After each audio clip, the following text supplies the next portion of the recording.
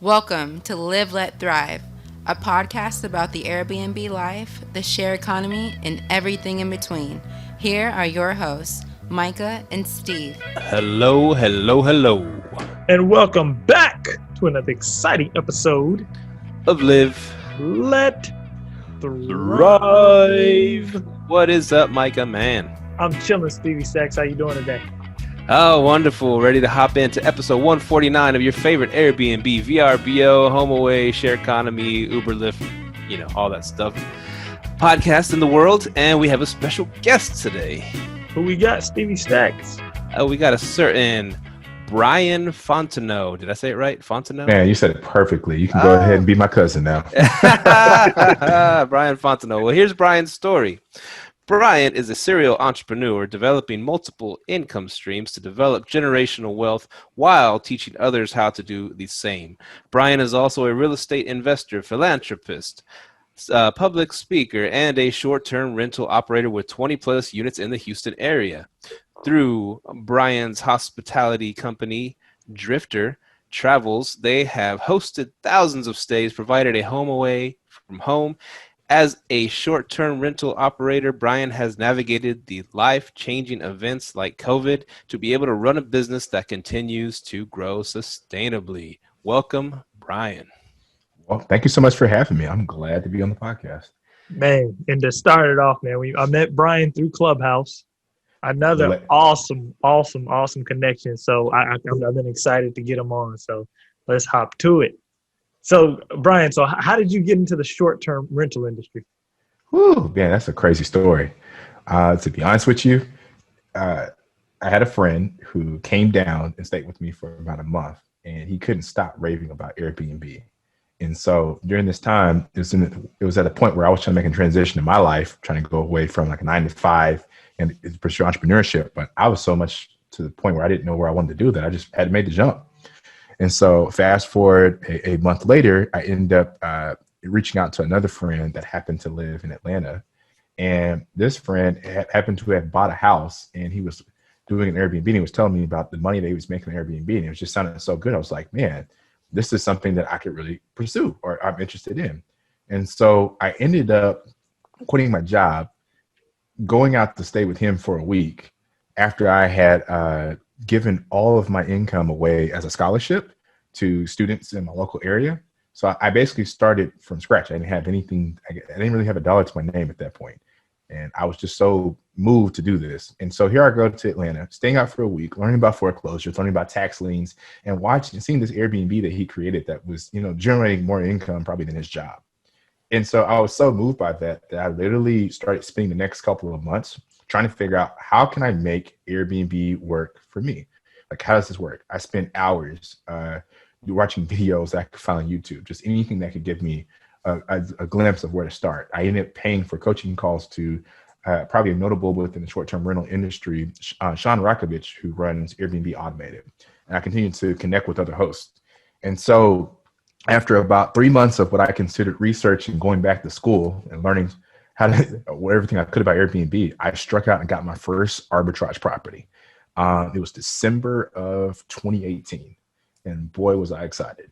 I had found some contract jobs, had developed a really strong marketing company, so I had some funds that I saved up for the next couple of months while I was doing all of my education, as I would say, and that's what led me into short-term rentals. And I kid you not, best decision I ever made, never would turn back on it, because this was a vision, I guess I could say I had when I was about 17 years old, that I wanted to be in real estate, but never could imagine how things have unfolded with real estate. Over the course of 2019, I continued to grow. In 2020, like I probably mentioned in my bio, we navigated COVID, and boy, was that a tricky situation. But I love this industry. I love the people that we get to meet, and this is something I want to do forever. Man, that's powerful. You dove all in, man. You did that nosedive. So what markets are you in? So all of our units are currently within the Texas market, specifically Houston, Texas, my home and my place of pride. Okay. And how big is your portfolio of operation? You only do arbitrage, or you buy as well? So we only do arbitrage. I do have a couple of buy and hold properties that are outside of our portfolio, but all of our units are here in Houston. We have over 20 plus units in the Houston area. And so depending on the ones that will be listed on the platform and those that are kind of just available. But if we have, for instance, long-term bookings, we don't list those properties on the unit or like on Airbnb or any of the websites, so you can't really find those. But we have a lot of units now that are becoming booked for a longer period of time, so our portfolio will fluctuate online. Good problems to have, right? Yeah, I'm loving that. Nice. So why you love Houston so much? I mean, I got the bias of being from the hometown. I was born and raised about 3 minutes outside of Houston, but I love the arts about Houston. I love the people that I meet. I love the food. I can't understate that. The restaurants that we have per capita is like the most in the country, and just the energy. I get to meet so many interesting people. I got fraternity brothers that are also within Airbnb. I got friends that are with the Airbnb and the whole short-term rental industry. And it's cool to like vibe off of those energies and really, grow from people that are also in the same market as you and that they're, striving to accomplish some of the same things as you. So for me, that's, a big win being here. But most importantly, it's welcoming to the type of business that we run. So they welcome us to an extent. I think all cities have some type of hesitancy from kind of short-term rentals because a lot of it is unknown, or a lot of it has been renewed thanks to the interest that Airbnb has created from popularity. But most importantly, we found great partners and great people to work with, great apartment complexes that truly value us as a partner and make it conducive to our business, and we make it conducive to be a good tenant in those places that we're at. So real quick, have you ever been to Turkey Leg Hut, and is it as good as they say it is? I'm going to shock the world. I have not yet been to Turkey Leg.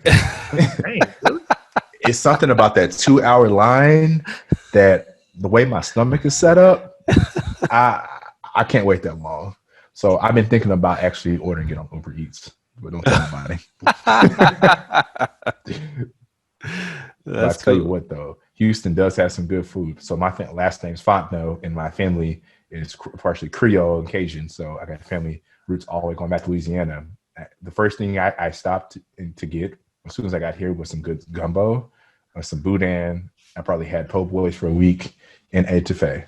And I tell you what, Southern cooking, there ain't no other like being in Houston.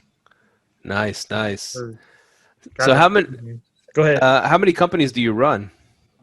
Enough to stay busy and not to be bored. But yeah, one of the things that I focused on after quitting my job, my 9 to 5, is that I really wanted to be able to develop passive income streams. I wanted to find something I would love to do, something that's a hobby and something that, keeps me going. And so I have different business interests in different places because I'm building, I guess you would say, a portfolio. I enjoy the process of building things. I'm very much a person that likes to fix stuff. And so seeing companies built from the ground up and being able to develop operation systems, something that I just love doing. Honestly, if I didn't have to even get paid for it and money wasn't a importance, it's something I still would do because I love the ability that you have to be able to pour into people as you build out businesses and be able to work with people and just the relationships that you develop. So we have a nonprofit. We give scholarships away to first generation students. I have our short-term rentals. I have a hedge fund. I also have a marketing agency. And there's a laundry list of other things, but those are what I see where my main energy is to be able to put it to, and other ones are more passive in nature. Okay. And then so you said you're running 20 plus units. Do you self-manage or do you hire a property manager for those? Yeah. So we built a team in-house. I am not in the day-to-day operations. I'm in every escalation though. So I have a team that I trust that they do a great job. It's just working with people, managing experiences, and trying to give the best possible experience possible. And they also make great decisions without much intervention from me. But we use communications tools like Slack to be able to communicate, or text message from here there. But mostly during the day, we can see Slack chatter all during the day about different reservations, people needing things, preparing for people's arrivals. They really put a lot of effort into it. So without this team, there would be no way for this company to even exist. So I'm appreciative of the team more than words could say. Man, I will tell you, Slack is powerful. My team in Houston's been using it. They put me on Slack, and man, yeah, it's definitely powerful. I'm loving Slack. It makes the difference between making video phone calls or doing a screen share or being able to communicate things or assign tasks or have a reminder or, be able to input images, files, you name it. It's definitely a powerful tool. So what are your tips on building a successful team? Ooh, that was something that it's really grown me through this process because I wasn't the best, I would say, leader. I wasn't the best delegator. I was one of those people who wanted to almost do it all. So one of the things for me that I've learned is that you really have to take time to empower people. I ended up getting a coach that would also help me to learn how to be a better leader throughout this process. Best investment I could have ever made, because essentially I'm guiding people. People value or trust the direction that I'm going, but ultimately I have to give them the right empowerment to be able to do what they need to do. And so what I found is a lot of times people would ask questions, and I got to the point of answering questions, and then at the beginning, everybody began to ask me everything. They didn't feel empowered to do stuff. And one of the tricks that I learned from my business coach, was that you really have to empower people to make their own decisions, right? So what I stopped doing was I stopped answering questions. So when people come to me and ask me something, well, how should we handle the situation? I would say, what do you think? And really value their input. You know, what is it that you would do in the situation? What do you think that would be best in this person's interest? And they say, well, this is what I believe. I'm like, all right, cool. Now that you've come up with a solution for this, you don't have to ever ask me ever again for this, because I trust your judgment in making the right decision. And the more I started doing that, I started seeing less notifications come to me. And I just started kind of having to be like, hey, what's going on in here today? Y'all got this under control. I love it. Man, I forgot what book, man, I've been reading so many books. I forgot what book that was in. I think it might have been the 4-Hour Work Week. He was like, man, I just tell them to make the decision. Or, you know, even if it's something even if you don't agree with it, let them do it and find out the result. It might be better than the decision you was thinking of giving them. That's right. Powerful right there. I love it. Yeah. And, you know, over time, they begin to feel even more, you know, they begin to feel even more empowered to do what they need to do. So less they would say like, hey, this is what I'm doing, just FYI. I'm like, okay, that sounds good. And if it wasn't, then we'd have a conversation about, hey, just the next time for considerations, take the X, Y, and Z and these factors into consideration. But outside that, you got it, you know? I like that. So how do you find a good coach, a business coach? Ooh, jump on Clubhouse, right? No, for me, it ended up just being really just seeking out somebody specifically that could work. I mean, I'm not gonna lie, I found a lot of resources from Facebook and Instagram.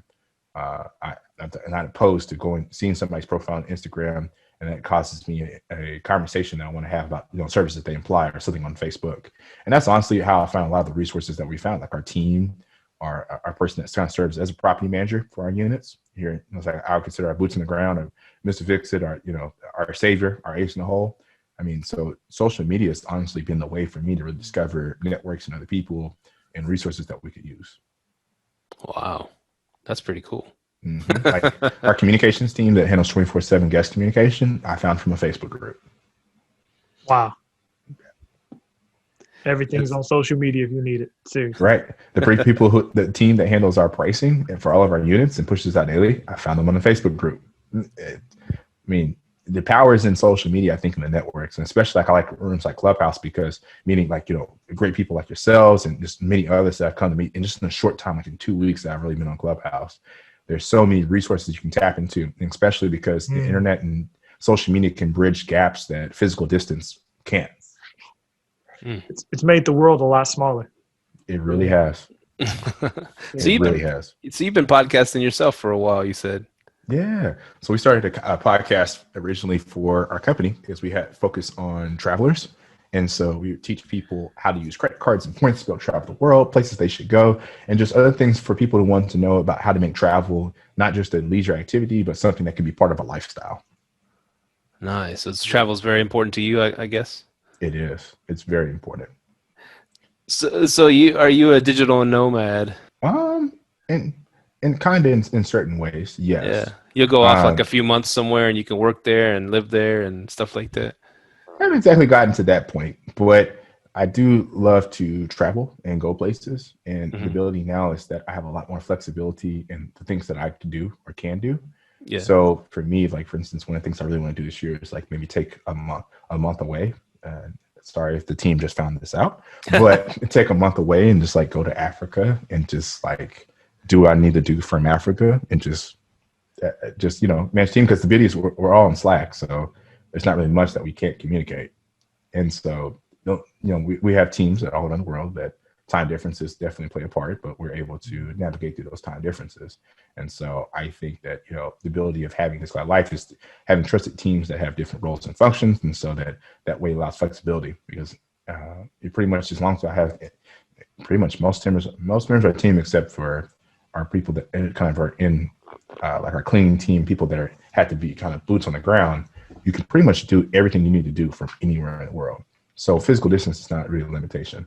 And that's something that I've always desired from a lifestyle.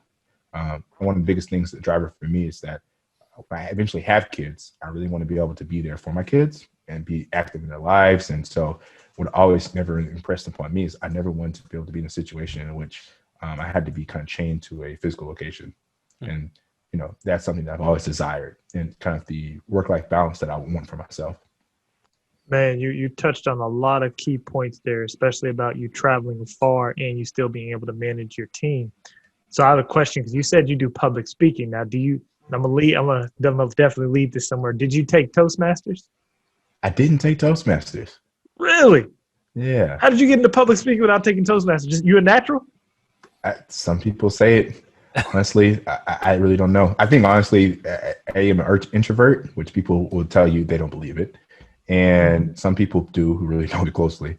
But I'm an introvert. And so one of the things that helped me actually was starting a podcast. And then starting from the podcast, I started teaching a mentorship program for students. And so after all those experiences, I got to the point where public speaking was something that I could kind of do. And I developed my skills, but I also had my trials and errors, but in a safe space, right? So I remember at the beginning of starting podcasts, it would be hard for me to even talk about certain topics, right? Without having to think really hardly about what I even want to say. But then it got to the point where I could just be asked a question, and I could think really quickly on my feet because of all the podcast topics we had to go through. Or I'd spend hours planning for a presentation to give to students in a mentorship program. Those kind of things helped me to be able to become better at public speaking, kind of in a similar way that I think Toastmasters would prepare you. But Toastmasters is something that I've looked into, and hopefully after this coronavirus pandemic's over, is something that we can definitely see happen for me in 2022 or on before, who knows? Man, and the reason I asked that is because I'm actually in Toastmasters, and I joined it kind of the similar reason as you. Well, I joined it for the reason that you said. You said you weren't a good leader. I was like, man, I got to work on my communication and leadership skills. So I joined Toastmasters, and everything's on Zoom, so it was pretty cool. That's but awesome. That's cool that you're natural at it. That's Toastmasters. It's really given me a lot of power of what you can really lead into. So that's cool. So like from when you started, you said you quit your job a few years ago just to dive 100% into short-term rentals? Yeah. So I would say 100% into entrepreneurship more than anything. Oh, okay. Because I didn't know at that time what I was going to do, but I knew short-term rentals was going to be part of it. And then other details, I couldn't even tell you at that time. So like, for example, if you didn't have a job, how were you able to get arbitrages? So I actually had a marketing agency too. And so I spent time growing that marketing agency through different contracts. And that also helped me develop income. Then I started picking up other consulting gigs. And so I was, a jack of all trades, doing a lot, saving my money and putting it towards knowing that I wanted to start my first arbitrage unit. That's cool. So like, it seemed like in the beginning you were saying you kind of burned the ships, you burned the ships and then you went, there was no turning back, and that's cool. That's a great way to get into it. How would you suggest to our listeners how they, is that approach good, or would you suggest something else from what you've learned? Sheesh, do not follow my path. I will say this. One of the things that was telltale for 2020 was that when the coronavirus pandemic hit, people began to realize probably what was considered an asset, what's the difference between a liability. Because if you didn't have assets, you were kind of in a financial bind because of the different layoffs that jobs had and other things. And so that really was kind of telltale to saying, hey, your money should be working for you. And I'm not talking about in a savings account. I'm talking about in tangible assets that generate some type of monetary income. And so I don't think there's anything wrong with having a 9-to-5. I don't think anybody should be ashamed of it. I think there's a lot of pressure that society puts on to being an entrepreneur, and it's not exactly for everybody. But what I do think is for everybody's best interest is to find ways of taking money to invest, because it's riskier not to invest than it is to invest. So while you have that 9-to-5 job, start putting away money, like $500 maybe a month. Put it away towards something that can grow up for a year. And maybe once you have like $6,000, Instead of keeping it in your savings account, go invest in something. Now, I'm not going to tell you to do anything too risky, but I mean, some smart moves people have seen is Bitcoin. I mean, look at Bitcoin's rise, although it did drop today by a lot. But I mean, if people were smart to invest, when Bitcoin was $3,000 in March, that money 10x within the course of less than a year. I mean, there's other kind of things. You can invest in having a fitness gym. You can invest in having arbitrage units that you learn how to have somebody else manage, or you can get into real estate, which is usually people's most popular way of investing. But I think that while you have jobs and additional income, it makes sense to be able to put that money towards something, put that money somewhere where it's going to be making money for you, so that, yes, you have a 9-to-5 income, but you also have income coming from something else. And I think it's the little things that you begin to develop, because it become almost addicting when you start seeing your money grow, and you don't want to spend your money as much on other stuff that can be considered to you as liability or wasteful. And I've seen like my own buying habits change. I mean, I like nice things. I like to go nice experiences, but what I like more than anything is not being able to be limited in my ability of options of those things. Mm-hmm. And so I think if I could have done anything differently, 4 or 5 years ago, I would have gotten into real estate heavier. I would have been using it while I was working my 9-to-5 jobs, so that I would have had that supplemented. And I didn't exactly do that, but that, hindsight's 20/20. So it's a lesson that I share with people now, so that they can think and plan for the future. Nice. That's what's up, though. Now I have a question with you jumping off like that, and you not having a backup plan that you think that pushed you a little bit further? I always tell people, God knows I'm stubborn. So God made it to the point where I had no choice but to move. I didn't have anything else that, I had to go, basically. So I had to go off and go do something. So I always tell people, God knew what he was doing. I didn't have a parachute. I didn't have a backup plan. I literally just had a hope, a wish, and a dream. And stores started opening that I could have never asked for. Loving it. Real quick question. Is James Harden overrated? Oh, no. James Harden's not overrated, man. That dude will eat some chicken wings and then 40 piece you the next night. Like, I don't know. James Harden's a great player, though. Yeah.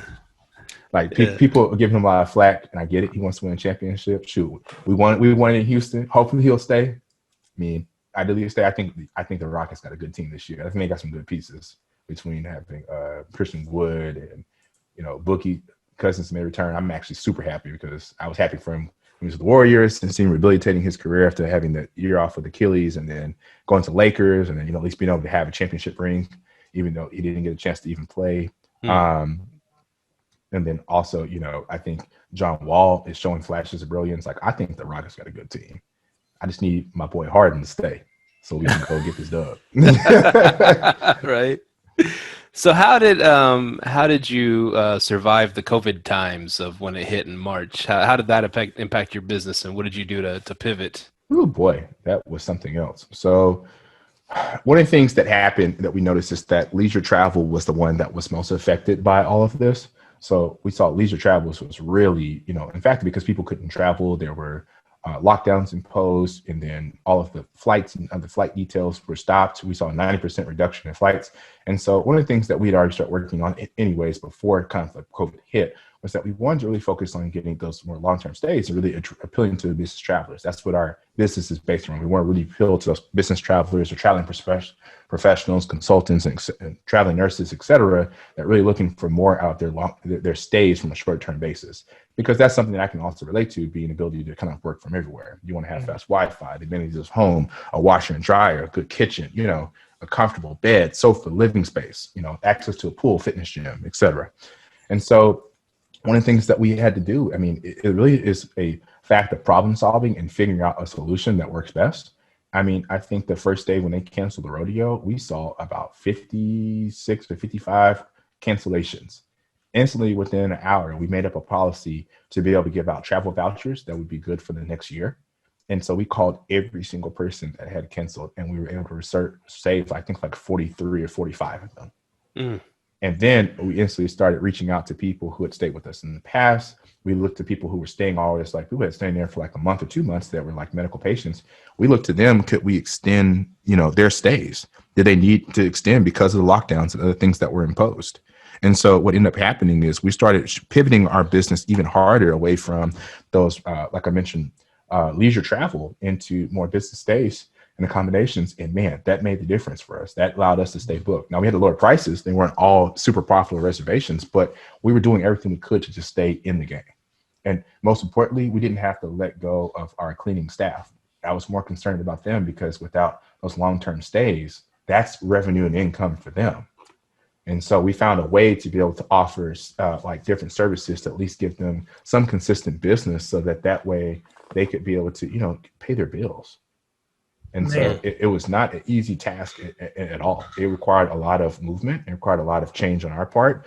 But I was proud of the way our team handled change and navigated it, because one thing about life is that change is always going to be a constant. So you have to kind of pivot and figure out where's the next thing. So So with you having to do that, do you plan on expanding in 2021? Oh, definitely. Okay. We're waiting for there are people who are expanding right now. So I got some friends in the Airbnb and short-term rental space that I have expanded, got more units. Some of them took over spaces and units from companies like, Stay Alfred, who left some of their units in conditions that were not favorable, just kind of up and left. And so we plan on expanding. In fact, we developed an investor program to help people get into your short-term rental business. And so that investors can utilize our brand, utilize our relationships, and allow for us to be able to get into different units, but then share a profit share. So it's like a combination of them starting their own Airbnb rental unit, but also being able to have an account manager. So we manage everything as far as day-to-day operations, cleaning team, property management, etc. And so it's something that we're trying to expand for 2021 to be able to help more people get into this space, while also we're going to trying to work on our own reserves and funds to be able to expand on our own so that we have more of our own kind of property owned units. But it's definitely 2021 with the COVID vaccine and other things that are changing as far as the dynamics of this pandemic situation that we're in. We see that there's an opportunity for growth, although we do believe that there'll still be one more impending shutdown, or there's going to be some type of way of closing of the world soon, because you see these new mutations and variations of the COVID-19 virus and much more. But we definitely believe this is a space that still is going to continue to grow, and there's still an opportunity for arbitrage. Okay. So with your expanding, are you going to stay in the Houston market, or are you going to different markets? Houston's been favorable to us. It's been a great place to be. It's some place that we'll definitely grow out of. But I think in the near term, we're going to still stay in Texas and then evaluate as the year kind of progresses, looking at anything elsewhere. So we'll definitely look towards places like Dallas and San Antonio, as far as looking in Texas markets, but definitely out of state, nothing until not even 2021 considerations. 2022 considerations. Okay. What type of units are you targeting? Ones, twos, threes? So our portfolio is all 1 bedrooms. We don't have any 2 bedrooms. It's something that we found like a niche for, that we could be able to really provide a great value. Something that we'll also reconsider too, is we've gotten some requests for 2 bedrooms, but business has been good with 1 bedroom. So, we've kind of been, it's like, if it's not broke, don't fix it. But it's something that we keep an open eye to, right? To be able to monitor all the things, because there's also, there's inherent risk coming with any kind of different unit. Especially the bigger unit, there's more susceptible to parties, which is something that we don't allow, and something that we're keeping in mind and watching, how the behavior changed. Because definitely the behavior that we've noticed from like our noise sensor, there's been a lot more, I guess you would say, excitement within our units than previously before. And it's probably because people have been confined into enclosed spaces. And so being able to be inside some of our units provides some joy. So we just kind of weigh those things. But like I mentioned, we have great partners in the buildings we work with, and we just want to be a good tenant and making sure that we're a good partner into those communities. So we don't want to bring anything that would disrupt the experience of anybody that's there. So what? Oh, go ahead. Oh, I was going to say, on your 1 bedrooms, what are you offering? You said of something of value. What are you offering to keep those booked? We focus on the amenities that you need for home, right? Okay. So we want you to be fully equipped. We want you to be able to have no hassle entry with smart locks, being able to make sure that you never have to miss an important phone call, or you don't have to ever worry about the interruptions of watching your favorite movie, or never, if it's a rainy day, you don't have to worry about going anywhere. We have a fully equipped kitchen to give you everything you need to make those comfort meals at home that remind you of your mother or your grandmother's cooking. Being able to have really comfy beds so you can have a great night's sleep, so that you're not waking up the next morning feeling really bad. And then having comfortable spaces to be able to have like sleeper sofas, to be able to have other people that stay with you, as well as like an air mattress. So we try to keep our units fully equipped and stocked with all the things that you need. All you have to do is bring your energy, a couple of groceries, and a smile. It's like a commercial, man. Pretty good at that. Appreciate it. Oh man. So some tips on setups, man. How do you get some setups going on the, I don't say on the cheap, but on the affordable? Yeah, so it's trying to find the values and find relationships. We try to buy things in bulk. Bulk for us has helped. And this kind of price comparison shopping. I wish I was one of those people who could do like the coupon, like, you know, the extreme couponing. Because man, if I had that kind of skill, man, buying this furniture would be easy. But we've developed good relationships with great places to get the furniture in places at favorable rates, in which we can stay profitable as a company, but also getting a good deal, and also making sure we're shipping, because shipping is important. Mm. And so, like, how much would a 1-bedroom usually take to set up? How much? I usually say our recommended is about $10,000. Whoa. And that covers everything that we can think of, from covering like the partial first month's rent, to deposits, to having some team members install stuff, to a small budget, just in case we need to spend some money on ad spend, to get some initial views, to furnishing the apartment, and even having an interior design team come in. Wow. That's okay. That's pretty good. So you're doing 10 a pop. Wow. 10 a pop. So you're going high end. High end, huh? And not even high end, because I've seen 1 bedrooms done for 14. I've seen also done for much less. But what we try to find is a happy medium of a space in which a happy medium in which a space in which people can find a good balance and comfort, but it's not something that's breaking the bank. So how do you negotiate with apartment complexes to get a really good deal? Mostly it's just trying to find ways that we provide value, right? So we reach out to people that we believe could have in need of some form of occupancy, or they have a lot of people that are looking for short-term rates, because not everybody has to say yes to you allowing you to do short-term rentals, right?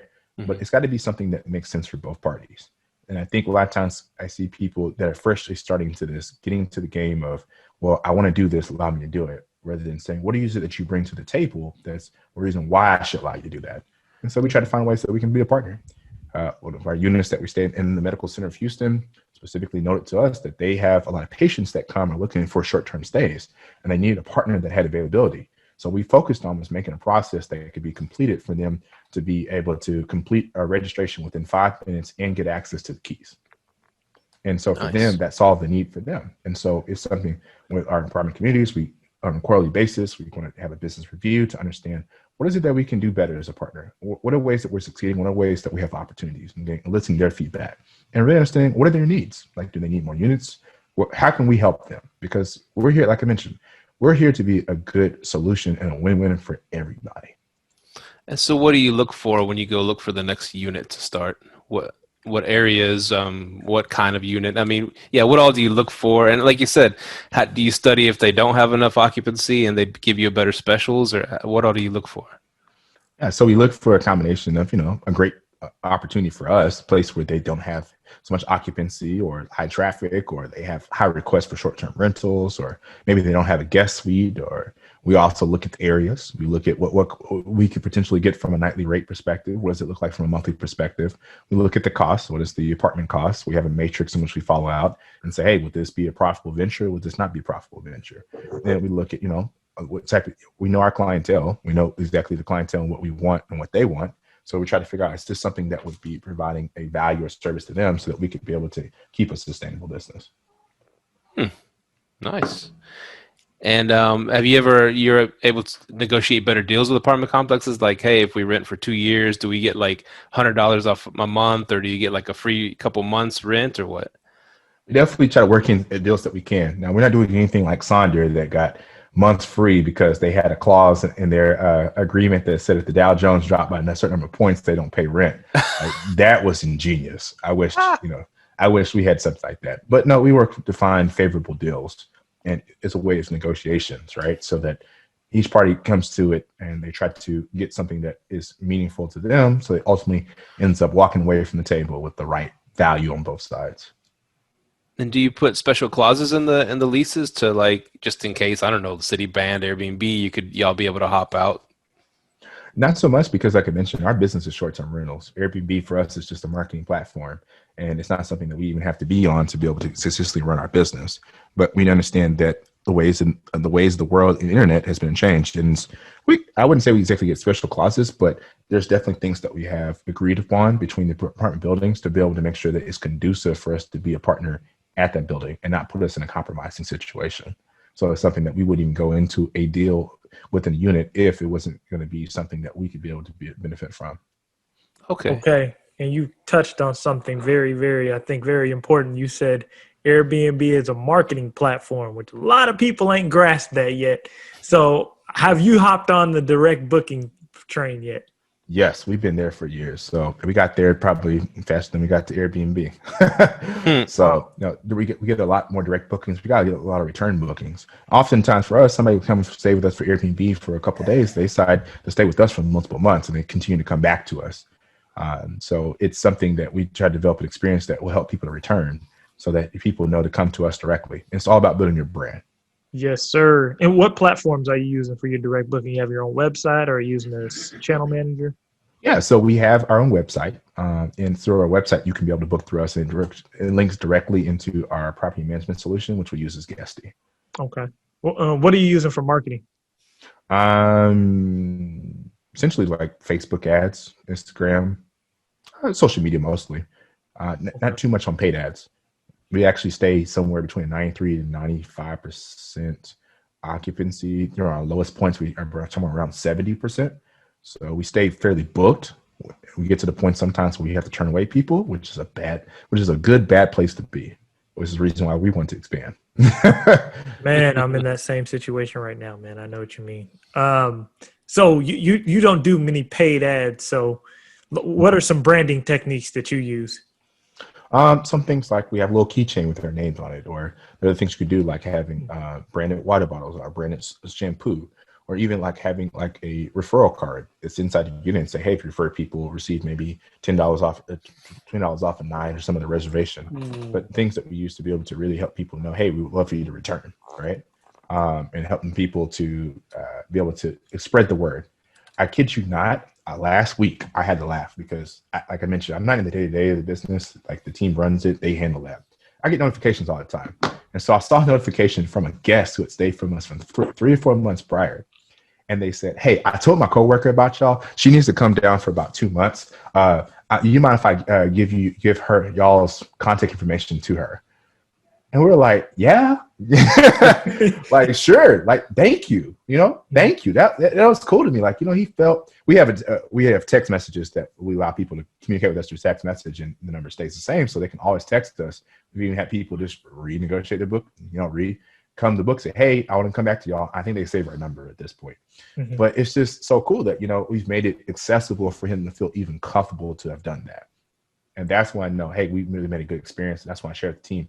Y'all provided this experience for him that he felt comfortable and desired to make sure that his coworker knew, hey, you're going to Houston? Oh, this is where you need to stay. Man. And how many of your bookings right now would you say are direct, like percentage? Do you know? I don't know that off the top of the hand, but I know it's growing a number. It used to be less than 3 to 5%. Now they're going to anywhere from 20 to 30%. Oh, man, congratulations. That's where you got to be. Yeah.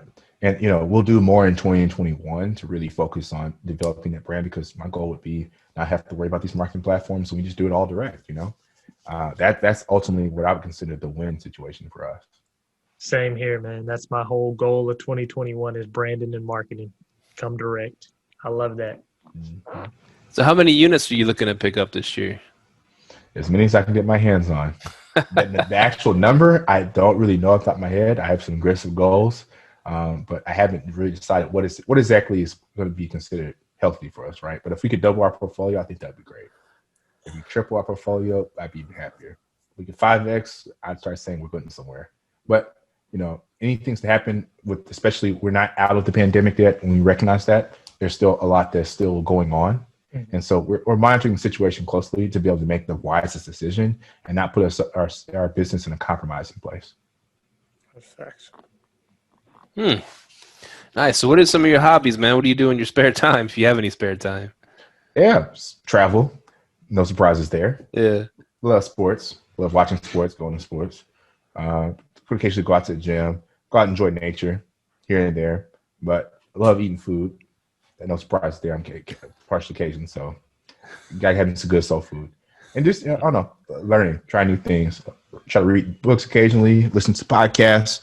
I enjoy being part of like Bible study and just things to really be in relationships with people. But my biggest, I guess I would say, activity or thing that I love to do is travel. If I could do that for the rest of my life, life has been made for me. Facts. That sounds like you can do it already. Right. I'm. What they say, you have to engineer the life that you want, and I definitely have been actively doing that for the last couple of years. And I kid you not, best decision ever made, and definitely continue to put more drive and everything I can to be able to make sure that it's sustainable, so that I can be able to do this forever. Because there's so much word out there. I love to see it. Man. What unique tip that you could give to our listeners about their own short-term rental journey, that like something that you always hear the kind of the same ones over and over again, but like what unique one have you learned, something like different that you learned that you could share with them? I'd say one of the things I really liked doing was that eventually when I first started in the whole short-term rental business, I would just go buy, like, if, let's say for instance, somebody wants some extra toilet paper or something, was a light bulb went out. And sometimes I'll tell my team, don't worry about it, I'll go. Because I live like 5 to 7 minutes between all of our properties. So I can go to any one of them within less than 10 minutes. And I would just go there and I would just talk to people. I wouldn't tell them who I was or anything. And I just let them get their candid feedback. And you know that show Undercover CEO? Yeah. It would kind of be something like that for me. Because I'll never forget, there was this one guy who went to our very first unit. And the guy, I forgot what it was. It was something he was having. He couldn't get the TV to turn on to sports, and he was a elderly gentleman. And so I said, "Yeah, I'll go over there and I'll go help him." So I drove over there, went to the unit. I showed him how to work the TV. And he was showing me like his grandkids and stuff. And it was just super exciting, right, to talk about him and just talk with him and learn about life. And we had conversations about all kinds of different topics, from sports, the world, travels, careers, life and such like that. And, I probably spent about an hour there with him. And I gave him all my favorite restaurants, places to eat, etc. And I never forget, his wife had booked the unit for him. And I think we got a message. And I remember seeing the review. Him got a message from him. And he said, they were saying there was some young gentleman that really went over there to talk over there and just talk with him. And that made his night. Oh, Because it really touched him that somebody cared enough to go over there and just kind of help him with the little things. And said, whoever your CEO is, just let him know that y'all are doing a good job. oh, that's awesome, man. And he had no idea who I was. I didn't even tell him what I was and what position I had within the company. Like, a lot of people would be surprised sometimes I just make phone calls. Sometimes I'll read messages and just get up and call guests out the blue, thank them for a stay, maybe apologize for something that happens, offer a discount for some things if there was something that didn't go ideal. And, it's just the little things of staying in touch with the people, because we can get wrapped up in doing things for ourselves, but I ultimately do this for the people. And if I'm not serving the people, we don't have a business. I serve employees and I serve other customers. I am a servant to all these people in a way. And so if you stay in touch with what the people need and you listen to that feedback, you'll know exactly what decisions to make in hard times. Man, I love that so much. I mean, it's like we've been in this business or on this podcast for a few years now, and you see all the stuff on social medias, people flexing and stuff like that. You get this, talking about the numbers, talking about how much you can make and this and that, and no money down and all that, but it's all about, you just described it, man. We're in this for the people. We're in this to offer something of value, right? Mm-hmm. And give above and beyond customer service like you're doing. I mean, there's no way you're not going to be successful doing that. That's amazing. That's always my hope. And that's what I always try to preach for everybody. We want to make sure everybody has the best experience, but I think one of the things important for me is I get more, like I mentioned, I'm outside of the day-to-day operations. I have to make sure that I stay close to the people and never forget that. That's my mission. So I try to do little things here and there to, go up. Sometimes I'll just go there when the cleaning team is cleaning, because I just want to just see what's going on. So how I can help. What can I do? Something I need to change? Hey, give me any feedback. I just want to know how we can make this a better situation, I love that. So I have a question for you. Mm-hmm. If you had to start all over from scratch, what would you do to accelerate what would you have done earlier in your business to accelerate it? Man, if I could have done everything started from scratch, the first thing I would have done is I would have gotten more co-hosting units. And I would have focused on co-hosting as a way to build income on top of arbitrage. Even though I wouldn't be able to control experience as much, but I would have just made sure that, hey, based on, these co-hosting, this allows us, abilities for us to expand and grow. So Like it. Oh man, this has been a great episode, man. We appreciate you hopping on, Brian. Real quick, where can folks find you, man? Where can they find you? Yeah, so you can find me pretty much everywhere on social media. My handle is pretty much the same. It's always at Brian L. Fontenot, but you can catch me on Facebook or Twitter or Instagram. I mean, also at my website as well, too. So brianlfontenot.com. But I welcome conversation. I think it's a space for us all to grow into and all for us to feel to find some success and happiness. How do I get on that hedge fund, man? Y'all getting Bitcoin? What's going on?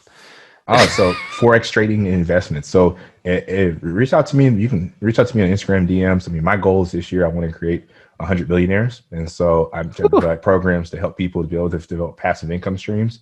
So you'll keep that 9 to 5, but also have some additional income coming in. Love it. Yeah, I'm gonna check that out. Me. Challenge me on that. I want everybody to keep me honest. Wow, man. As if you need more things to do, right? Right. I want to spread as much. I want to see. I judge my life by how many people I can help. So this is what I want to do, is make sure that people are in positions that they can help take care of their families and they can spread seeds to help others. Oh, man, that's beautiful. It's been a great show. Micah, what do you think? Sir, good show, man. Brian, thanks for coming on, man. Clubhouse has really been a great networking tool, and I'm actually about to hop on there now. You can catch us at Live Let Thrive. Remember to follow us on IG, Facebook, Twitter, YouTube. Subscribe to us on Apple Podcasts. Subscribe to us on YouTube. Leave a comment, and wherever else you listen to podcasts.